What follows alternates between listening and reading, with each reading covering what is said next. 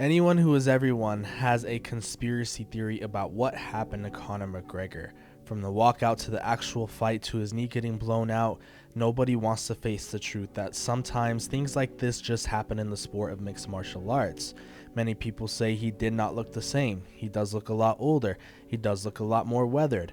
So many people point out the walkout and the introduction as to he is not the same. In the red corner, a mixed martial artist holding professional 4 losses.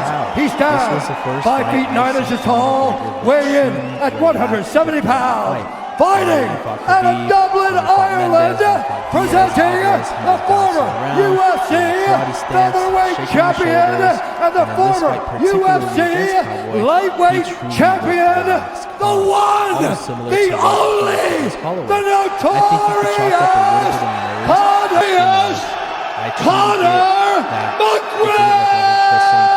McGregor! As far as the actual knee injury itself, he just straight up jumped too early. People want to say taking off his shoe. People want to say that, oh, it was the kicks that he was throwing in the back, which I'll get into in a second. It was literally the fact that he just jumped way too early. What he should have done instead was, rather than opening up with the kick like he's done many times before, he should have just jabbed. Maybe threw a kick to the calf, threw a kick to the thigh, or just jab. Do a 1-2. Get a little fear for the atmosphere. Get a little feel of the energy. Get a little fear of what's going on, feel of what's going on, because at the end of it, you still have 5 rounds to do whatever you want within the legal limits of a mixed martial arts bout. I think you could literally just chalk it up to this is what happens. We've seen fighters blow their ACLs out in fights before, but of course nobody wants to hear that. People are in comment section saying things like he was 1000% injured going into the fight. I have that weird feeling this happened before the fight, but they couldn't cancel the fight because of all the money that they would have lost, a la him pulling out fighting Michael Chandler. But like I said, people don't like the truth, and they're clowning on him for it, and I don't get why. I mean, I do get why, but still, clowning on someone at their lowest is something we all do. It's something the internet does. It's something that people will do probably till the end of time. Now let's look at the kicks.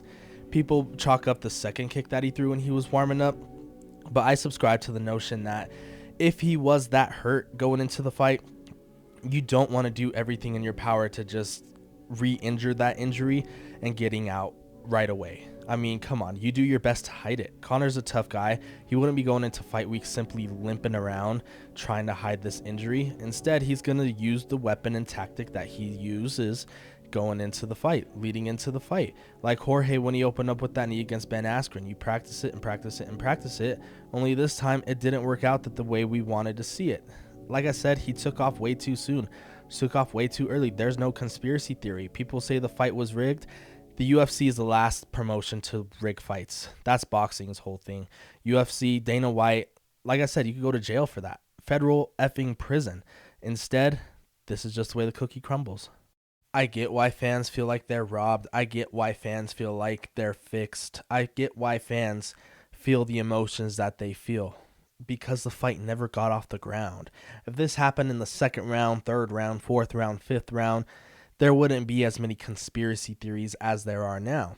And Conor answered many fan questions today about if he was truly injured going into the fight, and he still, to this day, almost a week after the fight, says no, that he was 100% calm, he was fine, no injuries. Just proves my point. And now the whole entire world awaits what will happen next. Only time will tell. Man, time is such an illusion, isn't it?